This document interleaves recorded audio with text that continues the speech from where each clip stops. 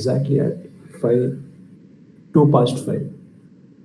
We'll give a chance for some more people to join, and then we'll start at 2 past 5.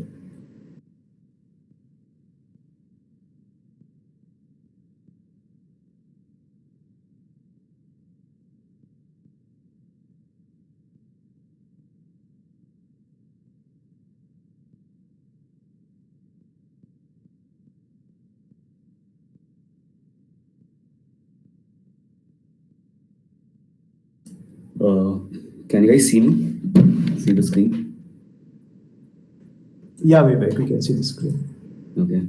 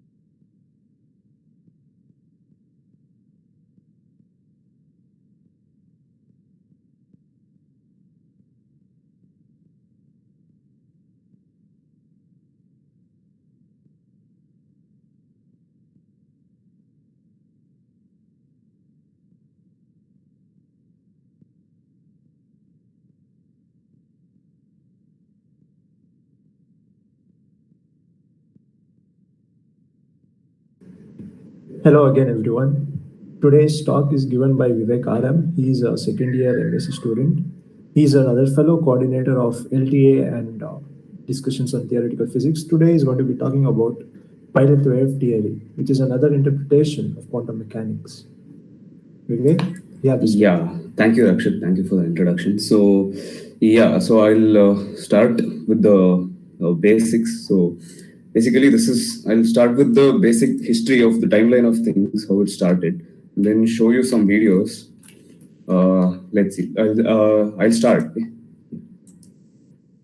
Okay, so the pilot wave theory was actually first given by Mr. De Broglie in 1927. In the same year, so there was this conference that was happened in Solvay conference where he presented the theory, but Wolfgang Pauli dismissed the theory in the conference.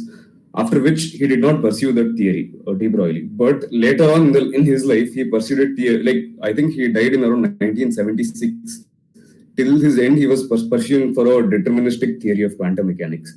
So in 1932, John Newman actually published a book. So the thing is, this pilot wave theory uses something called hidden variable theory. We'll talk about what hidden variable theory is exactly through when we start the presentation and we go over it. But there was a physicist called, actually a mathematician. She used to work under Noether's theorem. Her name is Greta Hermann. So 3 years later, that is in 1935, she wrote another book that actually gave a mathematical proof of why John von Neumann was wrong in stating that hidden variable theories are impossible. Okay. So turns out even Einstein was also a fan of hidden variable theory, and in 1935 he came up with a paper with Podolsky and Rosen to make a case against indeterminism. But turns out in an attempt to make a case against it, he made a very good case for it. And in case for it, he made a good case against it. So in 1952, so this is the timeline of events. In 1952, though, pilot wave theory. So until then, nobody came back to revisit this entire theory. But David Bohm, he revisited this theory and reformulated it, and he also gave explanations to the reason why it was rejected in the first place by Pauli. So he was the first person to formulate the many-body problem of quantum field theory of pilot wave theory. Okay, so the inelastic scattering is the one that was that particular phenomena was De Broglie was unable to explain in his initial theory. But David Bohm came around and gave a satisfactory explanation to this. However, by that time, Bohr's interpretations, that is the Copenhagen interpretation, had been assumed to be the truth so far. And even today, 70% of people in quantum mechanics assume that it is a priori true, that Copenhagen interpretation is the interpretation. Okay, so this talk is not a case against Copenhagen necessarily. This is just a way. There is enough material about Copenhagen interpretation already. This is a case for another interpretation which satisfies all the things that we are like all the 4 to 5 postulates of quantum mechanics without using indeterminism or probability. So we'll see how that is done. I'm not saying this is right and that is wrong. I'm saying that just trying to make a case for another thing that is less talked about. Okay. So in 1935, this Einstein came up with the theory of EPR paradox that was supposed to violate special relativity. In that, he assumed something called in that he assumed something called local hidden variables. We'll come to what a hidden variable is, what a local hidden variable is, and a non-local hidden variable is later in the talk. Won't go much into the detail, but yeah. So in 1964, however, John Bell he came up with a set of experiments to conclusively prove that local hidden variables don't exist. I mean, he made a case against them, and he proved that at least Einstein was wrong in the sense that even if there is a hidden variable, it is not local hidden variable. Okay, but there is still a possibility of a non-local hidden variable theory, and that is what Bohmian mechanics basically is. It is a non-local hidden variable theory that is deterministic. Okay, so in 1987, however, so the same person who disproved local hidden variable theory, however, rediscovered Hermann's work. That work was the one that actually disproved Newman's work objections that show, like Newman had said that even non-local hidden variable theories are not possible, but John Bell, at this point he was very famous. He revisited these theories and he sort of made these theories viable again and show that the pilot wave theory can work without locality, but it can have non-locality. We'll see what all these things mean. Okay, so what happened was in 2006, 2010, 2011, 2015, this was like in 2015, 2006 it started, 2005-6, around that time it started. A student called Couder, he discovered that water droplets, so this is before 2000, this is before the millennium, this is post-millennium, this is in 2005. We see that he discovered that if you have a oil bath, if you use either water or silicon droplets, the way they bounce on the droplet, they showed exact same all the properties of a quantum mechanical object. So all this made people think about revisit pilot wave theory basically. So this system was said to exhibit behavior of pilot wave. Therefore, it was reconsidered. So in 2011, however, Tomas Bohr, so the grandson of Neils Bohr, he used a lot more sophisticated instrumentation, showed that walking droplets, we'll see what walking droplets, super walking droplets, stationary walking droplets are. These things passing through double slits fail to reproduce the interference pattern, thus again making a case for Niels Bohr's Copenhagen interpretation.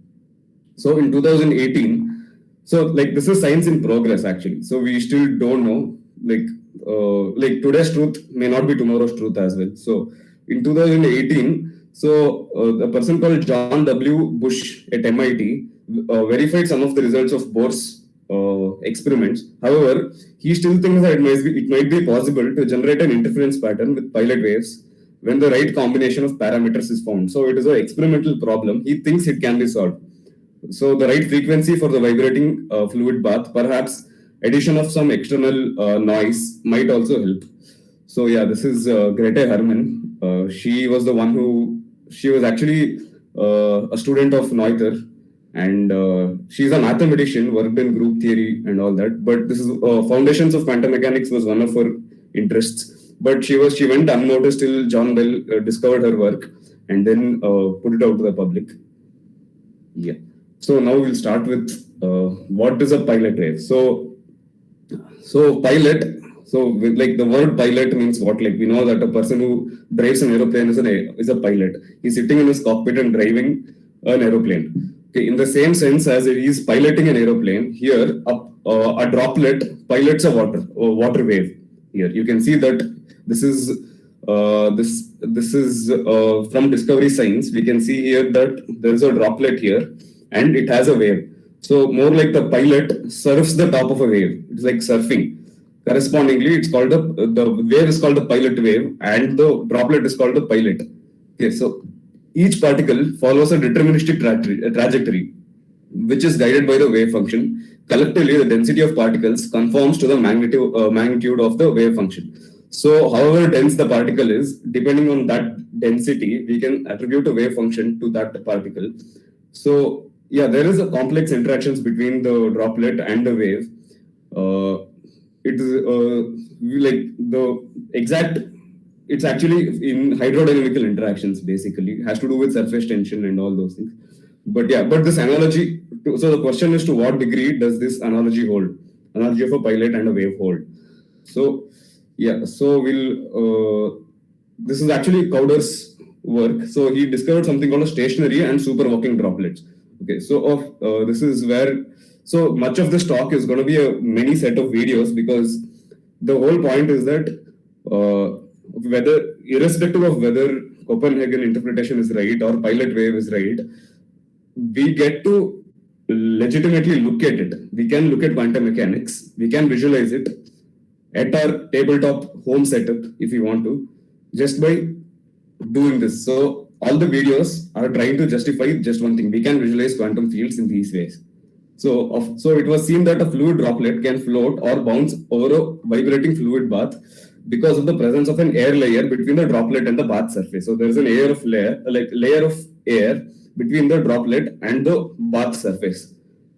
So this is a stationary droplet. That is, it has only vertical degree of freedom. It does not move horizontally. What is a superworking droplet? Is a superworking droplet is something that has both vertical and horizontal degrees of freedom, which are independent of each other. So we'll see this video. I mean, you can see the video. You can see there those two droplets are revolving around. It's a two-body system.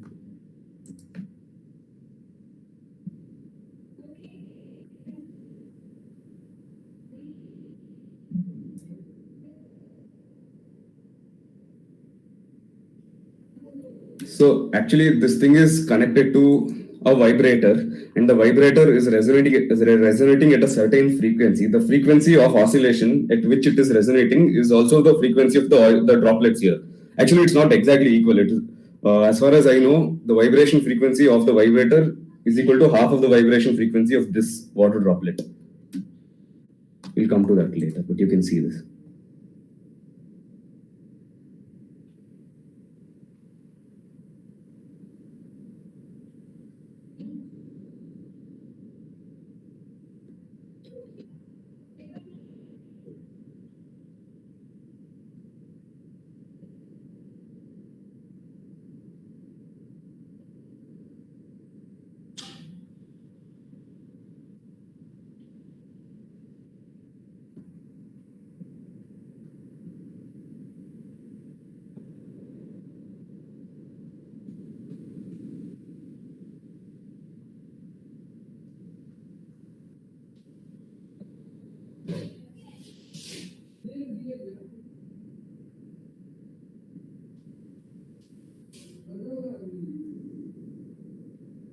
So as you can see, this is a bunch of droplets oscillating at the same frequency.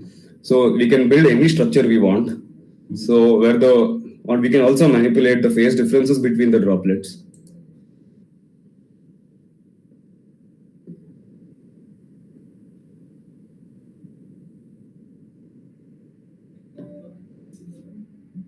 These are two droplets that are oscillating in phase.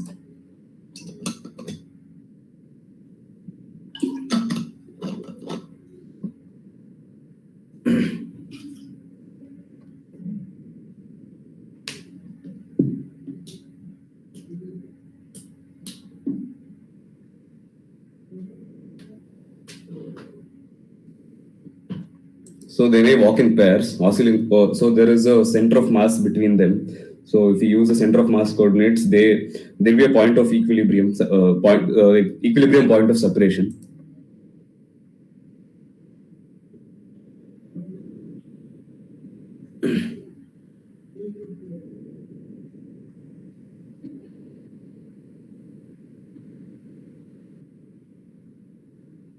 So this is a three-body system where all three are oscillating at the same frequency.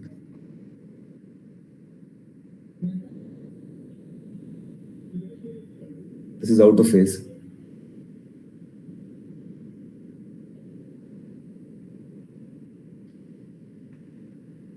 Okay, so this is the person. These two are the people who made the experimental setup, and this is their professor. And the video was made by Bryce Parry, with due credits to their work. So now we'll see. So these are stationary. I mean, they were moving, but for a super walking droplet, we'll see that.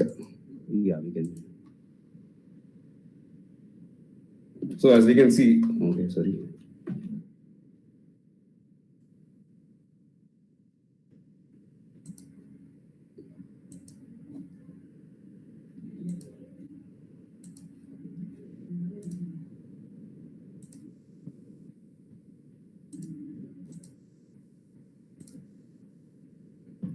Okay, so it is transiting both vertically and horizontally.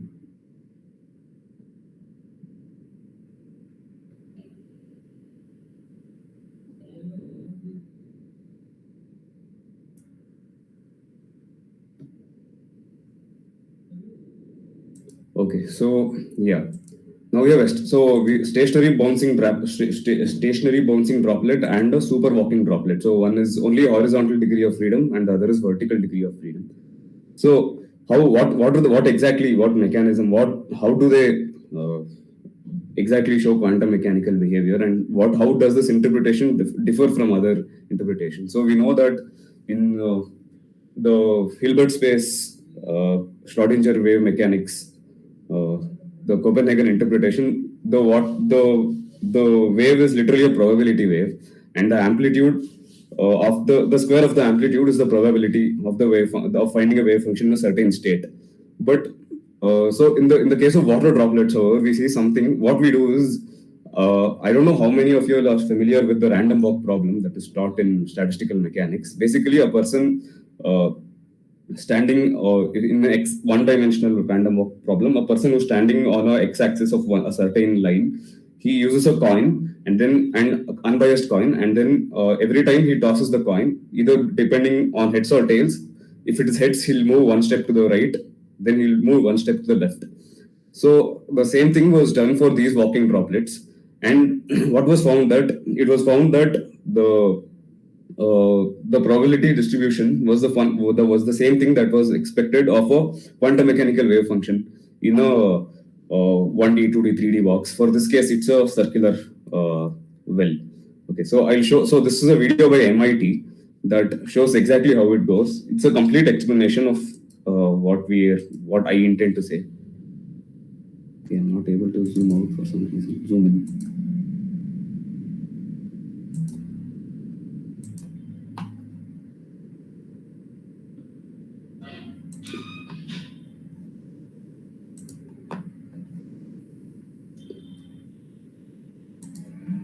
Okay, yeah.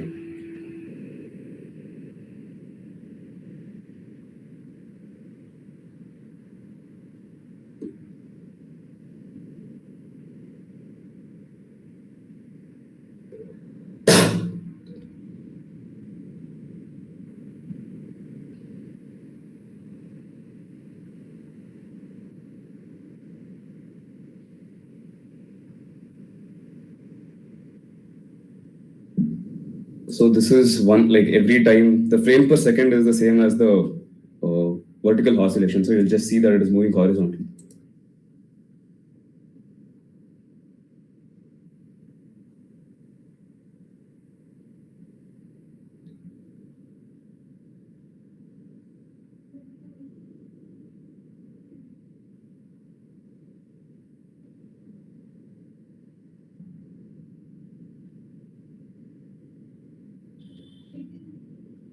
So yeah, the experimental setup is, this is the shaker or the vibrator, and then this is the interface.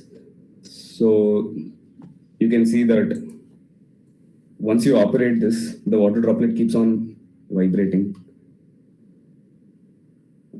in the interface region, basically.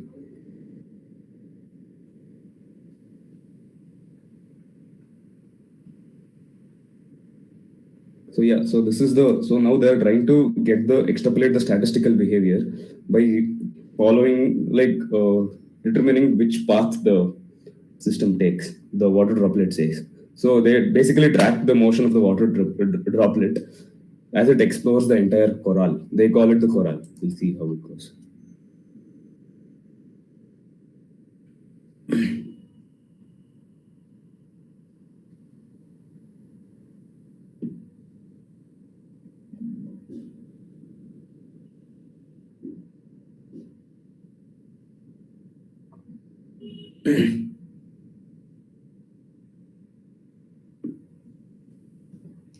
Yeah, so this is a probability distribution function. We see here that the walker in a circular corral, which corresponds closely to the Faraday wave mode of the cavity. So I'll tell you what the Faraday waves are. But yeah, Faraday waves are basically standing waves.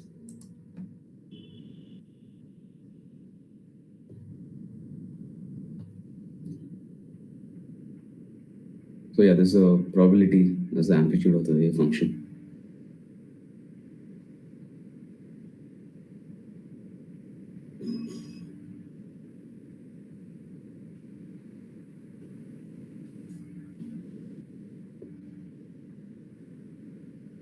So yeah, so this is the question is what type of a hidden variable theory does this follow? If quantum mechanics does follow this,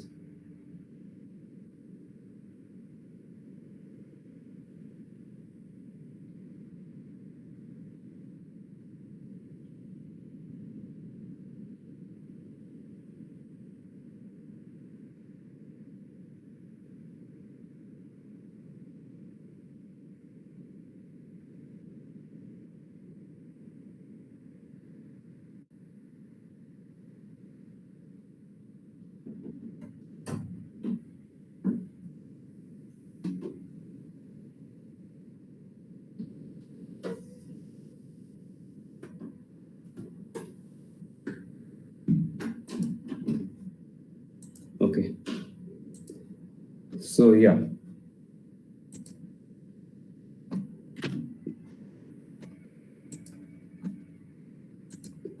Yeah, so now we establish something called, so now that we have seen how these walkers or super walkers behave, we know, so yeah, so basically there's a person called John W.M. Bush, who's a fluid dynamics professor at MIT, and he has a entire, okay, so the link is not working, I'll just Google it.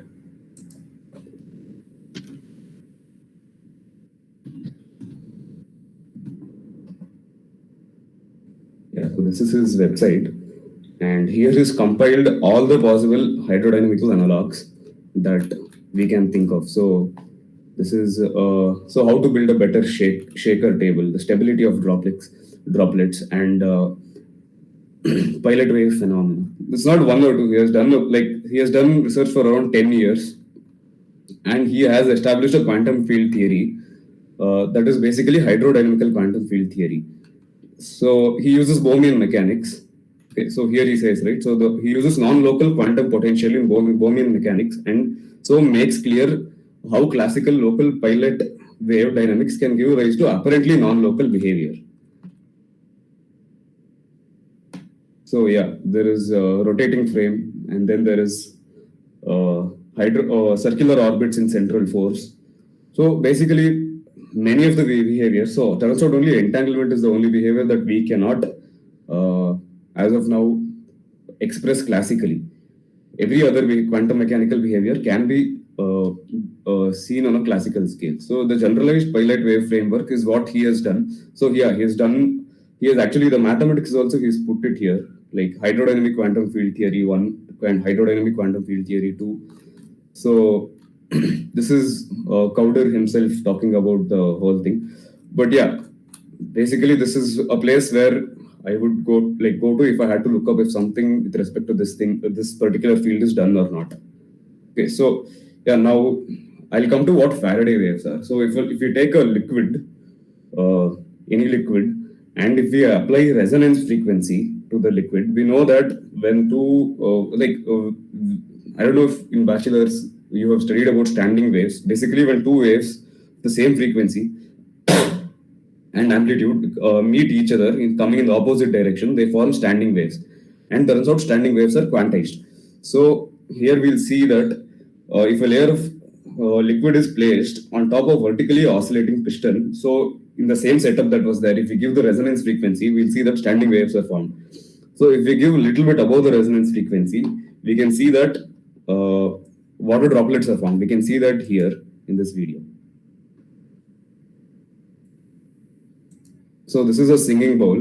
He uses, instead of using a piston, he just uses. One second. Yeah.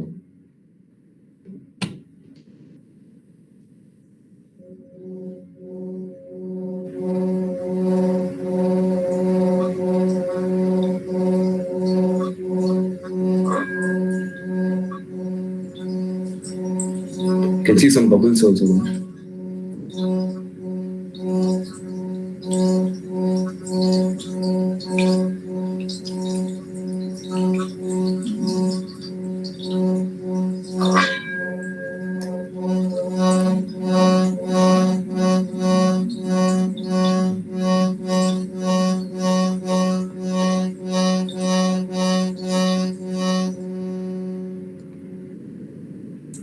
Okay, so now we can see that, so we can form different patterns using standing waves only. So they're observed as fine stripes on the surface of wine. If you have a wine glass, then you can see that there'll be fine stripes on it. Faraday waves also explain the fountain phenomena, that this is the singing bowl and this is the fountain phenomena. Basically, it acts like a fountain. Okay, so the Faraday wave and its wavelength is analogous to this is a classical analog to the De Broglie wave, with De Broglie wavelength in De Broglie Bohm theory in the field of quantum mechanics. Here we can also see like varying viscosity, different hydrodynamic parameters we can vary, and we get very weird looking patterns and very interesting weird looking patterns. This is a mixture of water and cornstarch. The ease with which it can be stirred and with which it drips from the stirrer indicates that it behaves very much like a liquid. In a moment, we're going to show you what happens when you take this mixture and shake it. One of the surprises will be that when you poke a hole in it, that hole will remain there. Now, we're going to ramp up the acceleration with which this container is shaken. Some acceleration, Faraday waves set in. They fade in and out of view because the camera is out of sync with the shaking.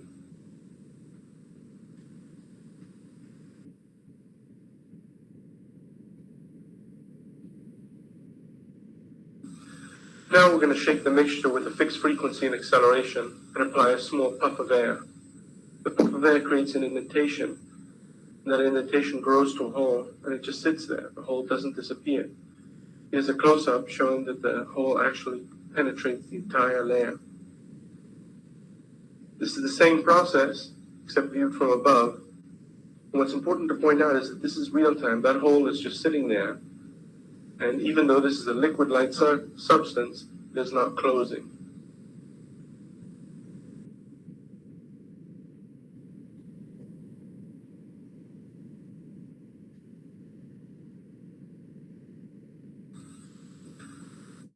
Here are three holes surrounded by Faraday waves. The two central holes are interacting with each other. They come close and then they repel. The light is such that those bright horizontal lines indicate where the rim of the hole is.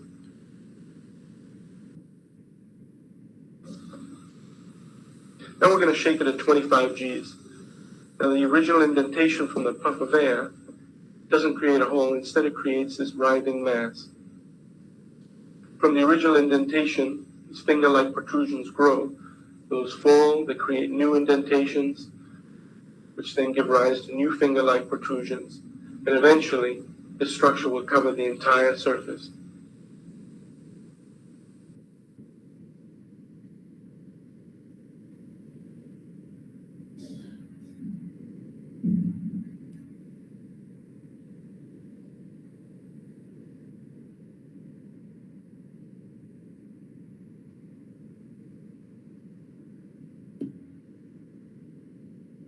Yeah, he takes off the resonance frequency and we get back the unperturbed system. Okay, so now what else? Okay, so turns out, so this is another experiment by people at, I don't know who the people did it. So anyway, yeah, so basically they also found an analog for spin, and using that, say, if I don't know if in undergraduate studies they have taught about phase transition from ferromagnetic order to anti-ferromagnetic order, like there will be Curie temperature and there will be the magnetic dipole moment that changes. So magnetic dipole moment is nothing but a measure of spin. So we'll see here that if we use the same analog, let's say that each droplet here is an electron. So using stationary walkers, this is only a stationary system, so nothing, I mean the movement here is around a certain axis, the spin movement, but other than that, they're more or less stationary. So we can establish a network of standing waves, or Faraday waves, which can be used as many-body analog to quantum mechanical systems. By assigning spin to different orientations of water droplets, and by changing the frequency of the vibrator, we see here that the spins literally undergo a change. The ones that were spinning this way will start spinning another way around. So instead of temperature, here they have an oscillator which acts like, if you assume that in the long run a lot of frequencies, like a very high frequencies, instead of using heat, if you're giving it the same frequency through a vibrator, we can say that it is analogous. So antiferromagnetic order, which is a feature of phase transition with a critical point of transition known as Curie temperature. Okay, so yeah, this is another very interesting video.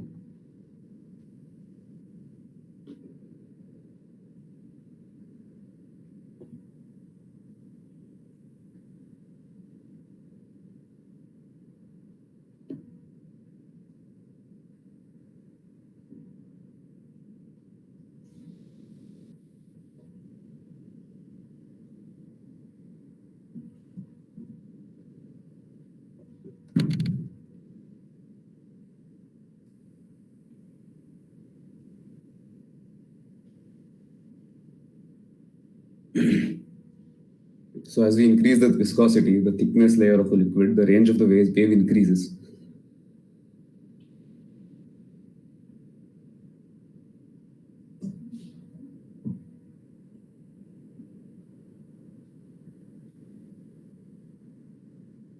So yeah, so he's assigning directions of spin to each of these droplets. See, one is spinning in clockwise, the other is in anti-clockwise direction.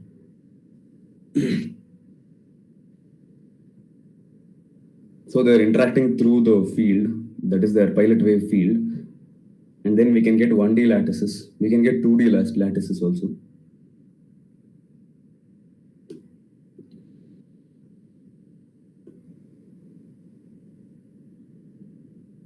So now he's going to start accelerating it through the vibrator.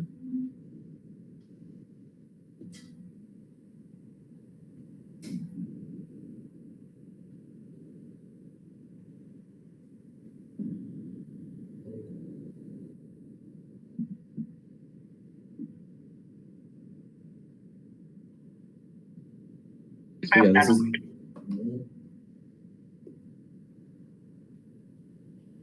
So yeah, so each of this is a droplet, and then right now it is exhibiting perfect order, as in all of them are in the same, spinning in the same direction. And we'll see as we increase the vibrational frequencies, how the phase transition actually happens.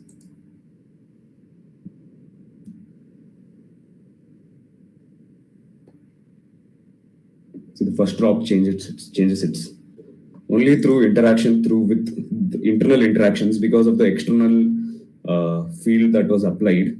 There is a change in the spin of the first. That is the first particle, that the first droplet that is changing its spin. Eventually, we'll see that the order changes. Yeah.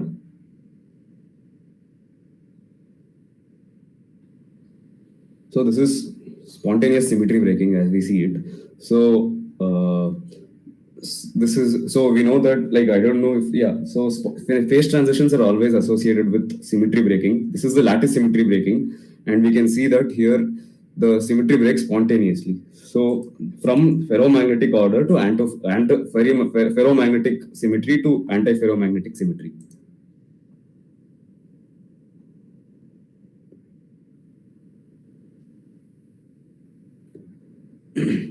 Yeah, so here we see that is happening.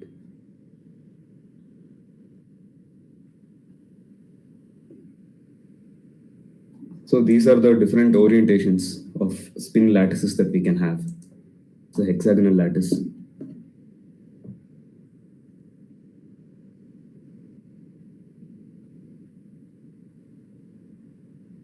It's a triangular lattice.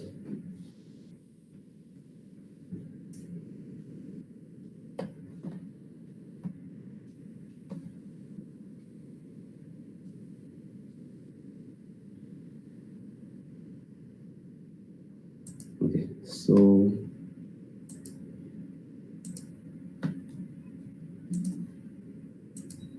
yeah, so now we come to what is like local and non-local hidden variables. So hidden variables are variables that arise out of our ignorance or knowledge of a given system. So let's say I'm tossing a coin. Now, if we can know every possible thing, let's say which side is more biased than the other. I know the temperature, weather, humidity, pressure, every possible thing about the system, 100%. then I can run those numbers through a computer and tell with 100% accuracy that I'm going to get heads or I'm going to get tails. There is no indeterminacy here. We know for a fact that we are going to get heads. Most classical systems are deterministic in that sense. But uh, a coin toss is a classical system that does not follow determinism. So we can't know everything about the weather today so as to predict. I mean, we could possibly know, but then the computation would be too high.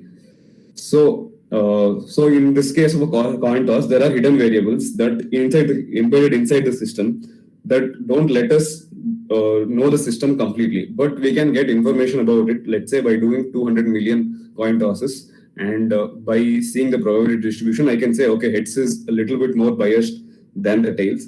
Even then, I can say that I can't say 100% that it's going to be tails only that's going to fall next this thing. So let's say, so most coin tosses involve a great deal of uncertainty, and thus there are hidden variables in the system. So now Albert Einstein vouched for hidden variables, as in he said that there are hidden variables in the system, much like how coin toss works. Like these, I mean, at that time these droplet models did not exist, but he believed that there were hidden variables, and these were the cause of uncertainty in the system. But he did not know whether he vouched for local. He did not know about entanglement and these other phenomena. But in an attempt to prove that he was right, he proved that he was sort of wrong in that he sort of discovered entanglement. So he came up with the EPR paper, the EPR paradox paper, which proved that which in 1965 John Bell established that very likely that local variables do not exist. However, we still can have, according to this Bohmian mechanics, we still can have non-local hidden variables. Non-local means, what is local and non-local? Basically, non-local and non-local. Non-local means there is an involvement of entanglement, as in if two coins are Alice and Bob are entangled, then without information being passed from A to B, Alice to Bob, somehow immediately so if one has heads, the other also, depending on the type of entanglement they have, let's say they have heads entanglement, then without even looking at Bob's hand, I can tell that there is that he also has tails, or he also has heads. So but after this whole Bell's experiment, because the local hidden variable theory was disproven or made unlikely, somehow the case against non-local hidden variables also got a lot more stronger. But actually, it was John Bell who sort of championed this whole thing for non-local hidden variable theory. He went back to the works of Bohm and De Broglie, and then showed that he brought this whole thing resurfaced in 1990s, and then the experiments in 2005 later started giving literal classical analogs to this. But the point is that even though local hidden variable theories are unlikely, are not possible according to Bell tests, non-local hidden variable theory is still possible. Okay, so after this whole thing, I think in 1990s, a relativistic formulation of these so there's something called relativistic hydrodynamics. So in that there are formulations that use, so this part even is completely new to me, even I don't know, but there are many people who have been, so basically the question is, can we have Lorentz invariant extensions of Bohmian theory? So Lorentz invariant will give us the special relativity and general relativity. So in 2000, in 1999, there was renewed interest, and multiple scientists like Bohm and Healy, they have worked on these theories. These theories exist. We can look them up. We don't know if they're right or wrong, but they exist. And as much as Copenhagen interpretation is given, everyone vouches for it. I don't see this also is equally needs equal weightage, I feel. But yeah, so there are many formulations of Bohmian mechanics, and till now there are from Wikipedia, this is a small excerpt of the article, but it's like over 2 pages long, like around 20 scientists, each one have given their own formulation of this. Yeah, so that's what I wanted to basically say in this talk, is trying to make a case for a deterministic model of quantum mechanics. Thank you. If anyone has any questions, you can let me know.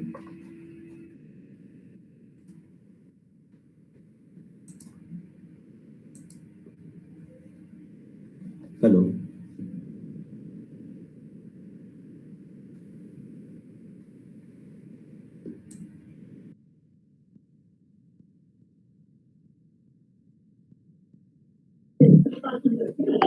Hello. Hello. Yeah, tell me. Yeah, may I go ahead with the question? Yeah, please, please. Yeah, firstly, a very nice presentation. Like it was thoroughly enjoyable and very informative. But like there were many doubts that came during the whole presentation. But uh, could you go back to the Faraday waves and the amazing liquid slide? Yeah. Yeah.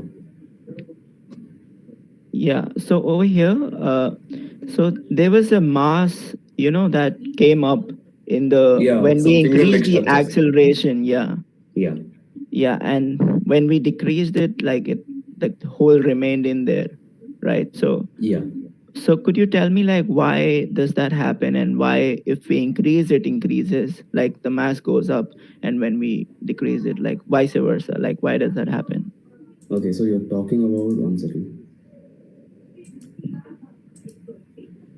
So standing waves are formed by resonance frequency. Okay, so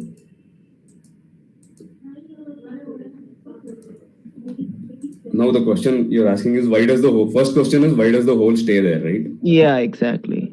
Okay, so that is basically has to do with, so if you have seen standing waves are waves that have only, that move up and down. Okay, that they don't move anywhere else. They basically don't carry any energy. Okay, so if you see this hole here, it is in the middle of a bunch of standing waves, and it is stuck there because these things move either up or down. They don't move anything else. As in, standing waves are stationary waves. They carry potential energy, but they do not carry kinetic energy. So there is no motion, right? Uh, did I make my point clear on that end? Yeah, that is clear, but I still didn't get it. Like, why does the hole stay there? Like, I mean, why do we even get the hole? Like, Okay, so the hole basically is blowing air into the system there, and once the hole is made, uh, so once the hole is made, it is a pocket of air that is sort of stuck there, because the rest of the system is also stuck. It's only moving up and down. If it had any other degree of motion, it would move. But because it is surrounded by standing waves, that it's a packet of air basically. What you see is here. You can see when he zooms in, it's actually a packet of air. It's more like a bubble. You can see that there, right? okay, and why does the mass go up when we increase the acceleration? Okay, that even I am not sure, but I can give Okay. probable answer. I think. Yeah. That might work. I'll do my homework. I'm pretty sure. Yeah. Yeah.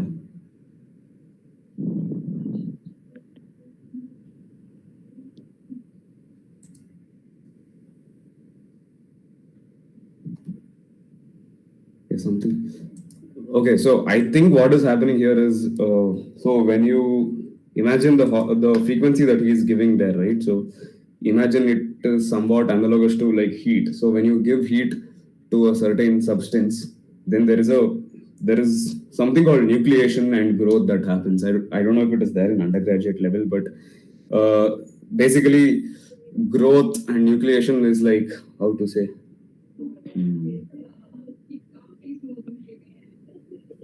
You can just explain me. I'll work on my case. Like, yeah. So basically, growth, it's like how crystals are formed. Let's say we know that crystal structures exist, right? So how are they formed is when it's a process of, so let's say you have some water and some, okay, yeah, so I can explain it like this. Let's say how are amorphous crystals formed, let's say. So if you have a water and sugar solution and you keep on heating it, and if you have more water or more sugar than water, then after heating, the entire solution crystallizes.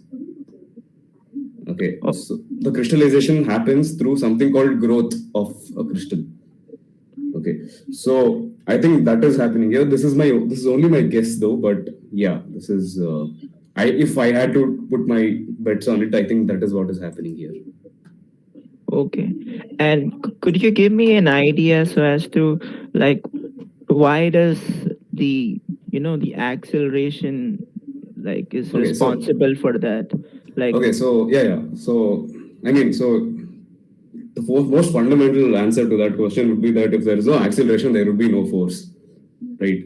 So there will be only potential energy in a system. There would be no okay, interaction. So if yeah, that's yeah, that's I mean, that's the understandable. most fundamental answer I can possibly give because Yeah, that then makes there is sense. no Yeah, work done if there is no force, right? So yeah, acceleration means, yeah. So any, yeah. yeah, No, anything that'll else? be all. Thank you so much for your time. Yeah. Yeah. Any other questions?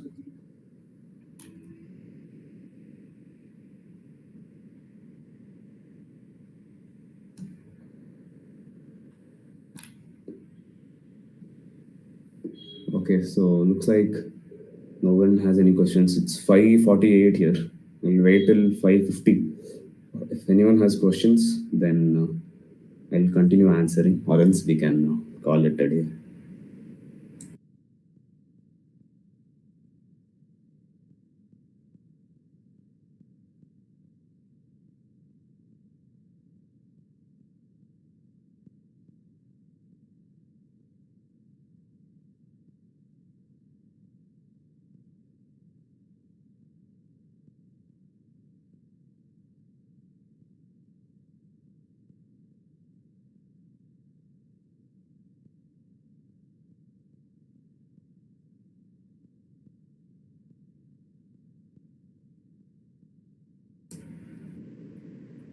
Okay,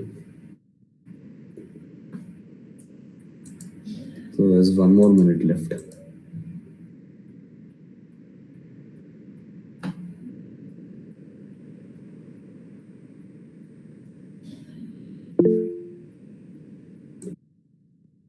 Sumukh has another question.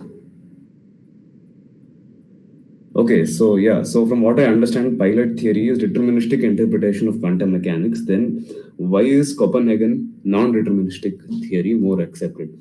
Okay, so why is it more accepted? It's because so that's the question is little. Okay, why is it more accepted? It's more like a. I mean, it also for an entire century, Newton said that light is a particle, and everyone believed because he said it. But in this case, Copernican interpretation is really clever in that it does not. Okay, so we can say that nature is. So what Copernican interpretation basically says is that these atoms are exactly like a dice or a coin. In that nature itself is like a coin or this thing. So if you assume that is true, then quantum mechanics, the main problem of quantum mechanics, the measurement problem, either it is solved or we don't have to work with it. We can formulate things around it. We can use systems that are post measurement and pre measurement, and it might be true, but might also be a very good way to work around the problem. So, in formulating quantum mechanics, Copernican interpretation works around the problem if this is true. If this is true, but yeah, it's again left to the person who's like it's just so the thing is, I'm not saying that is wrong and this is right and this is right and that is wrong. I'm just saying that it is more like these debates are keep on happening and there is no correct answer. Some people believe in that and some people believe in this, but as of now there is no correct answer to the measurement problem, but we don't know if there is one in the future. So does that answer the question, Sumuk?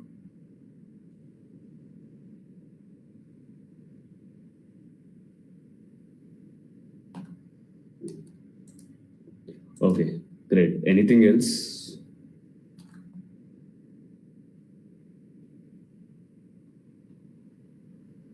Okay, looks like all the questions are done. Rakshit, we'll wind it up. Do you have any questions? No, Vivek. Yeah, we can wind it up. Okay, cool. Yeah, thank you for the opportunity, and I hope I was able to make a case for pilot wave dynamics. Thank you. Thank you, Vivek. Thank you, everyone. Have a good evening.